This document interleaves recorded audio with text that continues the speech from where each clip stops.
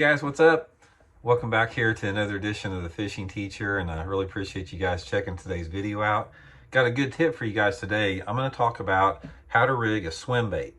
Now, swim baits there's a lot of different sizes. This is called a Megabass Hazendong Shad. This is like a 2-inch long swim bait, but they make them all the way up. Well, let me show you right here. I'll show you a big one. They make them all the way up to sizes like this big 10-inch one right here, so you can see the difference in the two. But what I want to talk about with you guys today specifically are how to rig and how to fish these little bitty swim baits here. These are one of the most incredible fish catchers that there are out there. That's sort of like the crappie jig that I did the video on earlier today. The little bitty swim baits like this catch every species of fish. They're good for bass, they're good for white bass, crappie, walleye, perch, just northern pike, whatever. Anything will bite a little bitty swim bait.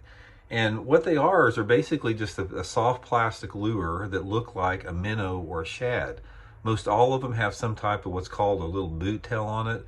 And when you reel this through the water, this boot tail, it sort of shakes back and forth like that, which this is what attracts the fish to it. But it's a minnow imitating lure. Now let me show you how to rig it, which is pretty simple. What you need to do is you got to have I prefer like an 1/8 ounce jig head.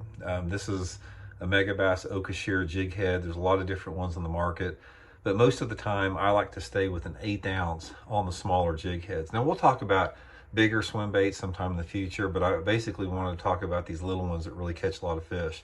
So what you do is you want to take your time and go right through the head of the swim bait and go real careful, because you want to run it right through the middle. So come right through the middle of the bait, and you're going to bring it out the top right at the mid part there. Now it's really critical when you rig this hook on here that you get it straight, because if you don't get it straight, the bait will run crooked. So spend a lot of time getting it on there straight. And then when you get it up there, make sure that the bait sets nice and level like that, because sometimes it'll bunch up a little bit like that on the hook. So if it's like that, just sort of tear it off a little bit and get it where it's nice and level. So this is the basic setup. You got your swim bait with your jig head and your open hook right here. Most of the time I'm fishing this on a spin cast or a spinning reel with anywhere between 4 to 8 pound test line, and just casting it everywhere. I mean, it works good. Ponds, creeks, lakes, any type of stuff. Usually there's 2 different ways. I'll either cast it out and let it go all the way to the bottom and sort of slowly crawl it along the bottom or just off the bottom. But if the fish are shallower, or if I'm throwing like to the bank, I may throw it out there and just start slow reeling it as soon as it hits the water.